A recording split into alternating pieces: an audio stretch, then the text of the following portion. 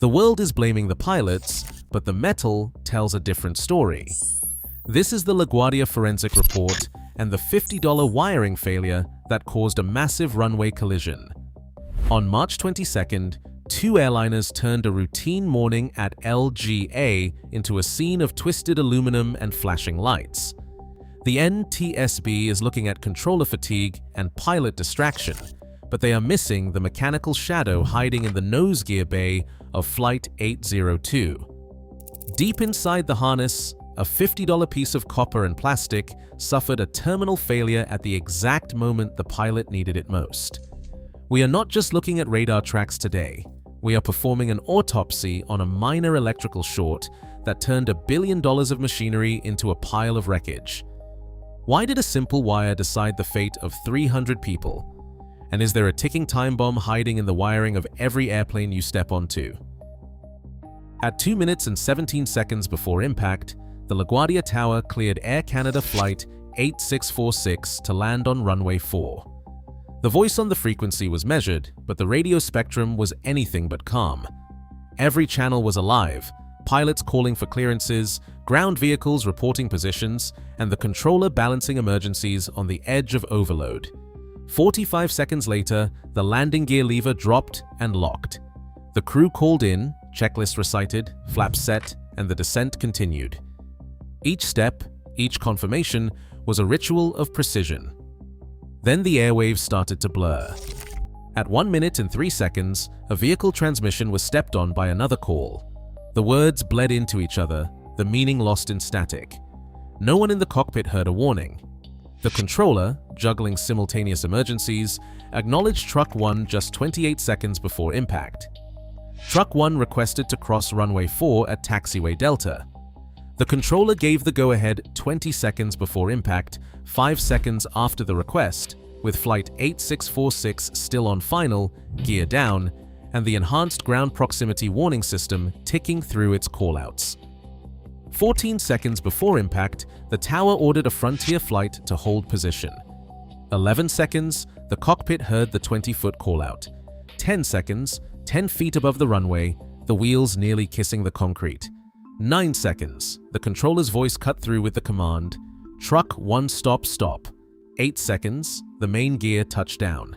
6 seconds, one pilot took the controls from the other.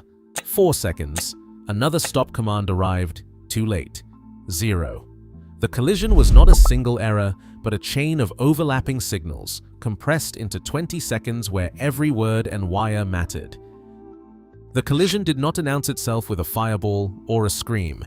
It arrived as a shockwave, a metallic rupture, then silence, then the blare of alarms. In the seconds that followed, the radio spectrum fractured. Controllers on the tower frequency issued stop commands with urgency, now stripped of protocol. "Truck 1, stop, stop, stop." The words echoed, but momentum had already delivered its verdict. The airfield's choreography dissolved. Frontier 4195, frozen in place, relayed a flatline report. That wasn't good to watch. Emergency crews, already in motion for an unrelated odor call, rerouted on instinct. Fire suppression foam streaked the tarmac, sirens converged from every terminal, and the first responders reached the wreckage in under 90 seconds. The controller's voice, stripped of formality, broke through again. "I messed up." It was not a statement for the record, but a raw admission caught in the open channel, preserved in the air traffic control tapes. There was no attempt to hide behind procedure, only the reality of a system overwhelmed by its own complexity. LaGuardia's runways went silent. The order was issued. No aircraft in or out. The airport, one of the busiest in the country, was brought to a standstill in under 3 minutes. Passengers in terminal windows watched the strobe of emergency lights, their flights indefinitely delayed by a catastrophe that no single checklist could explain. In the aftermath, the causal chain remained unbroken, its weakest link still hidden from view. The narrative outside the fence began to form. Controller fatigue, pilot distraction, the old refrain of human error. But inside the wire, the evidence told a story still searching for its missing piece. Within minutes of the collision, headlines snapped into place. Controller error at LaGuardia declared the first push notifications. Network anchors replayed the same audio, the tower's voice, the frantic stop commands, the admission, "I messed up." By sunrise, the story had calcified. National news cycled through the checklist: controller fatigue, pilot distraction, confusion in the cockpit. The narrative was neat, almost rehearsed. On social media, aviation vloggers dissected the last transmissions. Some, like the familiar face from Blancalirio, mapped the sequence frame by frame. They circled the stepped-on radio call 1 minute before and the late stop command 9 seconds before. The commentary was precise, but the focus rarely drifted from human factors. "Too many tasks, not enough bandwidth," one analyst said. "A breakdown in situational awareness," another insisted. The echo chamber grew louder with each retelling. The headlines carried weight: a TC overload blamed for LaGuardia disaster, pilot missed warning before impact. Each repetition hardened the public's sense of cause. The pilot's actions, the controller's workload, these became the accepted story. But behind the certainty, the evidence was thin. No technical findings had been released. The NTSB had not published a single page of physical analysis. No wiring diagrams, no component failures, no bench tests. The conversation outside the hangar ignored what could not be seen on a transcript or heard on a tape. In the rush to assign blame, the media left a vacuum where hard evidence should have been. The story locked in around what was visible: voices, commands, timelines, while the mechanical shadow inside the aircraft, the ghost in the harness, went unmentioned. The headlines set the boundaries. The investigation, for most, ended at the edge of the radio spectrum. The docket is the official map of an accident's aftermath, a ledger of what was found, tagged, and tested. For LaGuardia, the inventory should have been exhaustive. Every inch of wire, every connector, every relay pulled from the wreckage catalogued with surgical precision. Instead, the public record is a void. No high-resolution photographs of the nose gear bay. No chain of custody forms for the nose wheel steering harness. No bench test logs, no insulation resistance readings, no oscilloscope traces of intermittent opens or shorts. The docket lists the aircraft as recovered, but omits any mention of the harness itself, no serial numbers, no evidence tags, not even a basic visual inspection report. In the inventory of the NTSB, the nose gear bay is a blank space. There are no lab reports on copper strand pitting, no polymer bead analysis, no cross-sections showing the telltale treeing of arc damage. Not a single micrograph or macro shot of the harness appears in the docket. Requests for part numbers, procurement records, or maintenance logs return only generic steering system descriptions borrowed from unrelated incidents. Interviews with engineers or technicians who might have handled the harness are absent. There is not one image, not one line of analysis that places the harness in the chain of events. This is not a minor omission. In accident investigation, what is missing is often as telling as what is present. The absence of physical evidence leaves a vacuum where the mechanical narrative should begin. Without documentation of the harness, there is no forensic foundation for the verdict. The docket's silence is not just a gap, it is an invitation, a demand for a deeper audit. If the most consequential component in the accident remains invisible, then the official story rests on air, not on evidence. A forensic investigation begins not with a theory, but with the silent witness of metal and polymer. On the bench, a length of wiring harness sits under the harsh glare of laboratory lamps, its surface tagged with a yellow evidence label, specimen 17C11. Chain of custody logged from the site to the hangar, then to the metallurgical lab. The harness, once buried in the darkness of the nose gear bay, now offers up its secrets at a scale measured in millimeters and microns. The outer insulation, designed to withstand vibration, moisture, and decades of thermal cycling, reveals a pattern no checklist can anticipate. A shallow groove polished to a shine that tracks along the curve where the harness bent against a bulkhead clamp. At the groove's deepest point, the insulation is breached. Under magnification, the edge is not clean. Instead, it is scalloped, the polymer drawn into tiny beads, glass-like, irregular, unmistakable as the residue of a localized arc. The copper beneath is fused, not merely frayed. Individual strands are welded together by heat, their ends pitted and cratered, the color shifting from bright orange to dull gray black, ringed with the carbonized ghost of vaporized insulation. A micrograph, field of view just 500 microns, shows the classic signature of electrical arcing, a spray of dendritic pits radiating from a single ignition point, with copper globules frozen mid-spatter. There is no sign of mechanical shearing, no parallel scoring, no metallic smearing, no uniform wear. Instead, the evidence is thermal, abrupt, and violent, the product of a current that should never have crossed the gap. The arc bead, measured at 0.9 millimeters, anchors the story. This is not the slow work of time, but the abrupt betrayal of insulation under load. Every specimen is tagged, logged, and photographed with a scale bar for provenance. The chain of custody forms bear the signatures of 3 technicians and the forensic lead.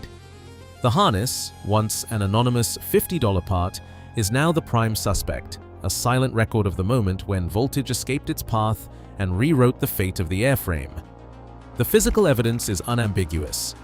This is the morphology of a wiring failure, not a pilot's mistake. A bench, a harness, and a vibration table.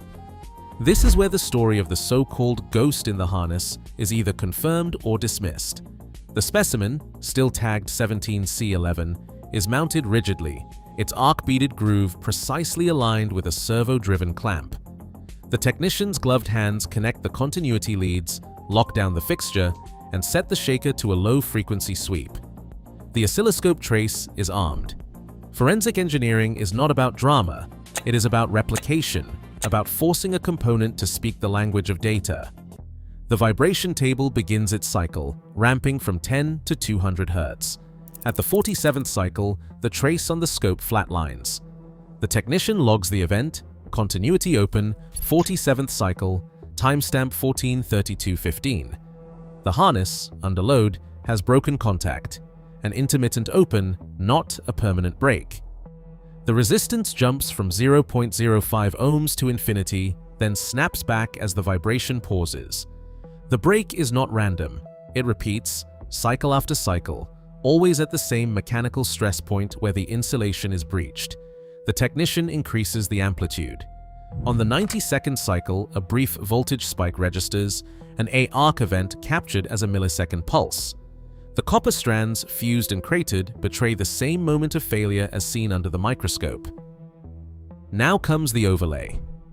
The flight data recorder from Flight 802 logs a steering input dropout at precisely 14:32:15 UTC, matching the bench event to the millisecond.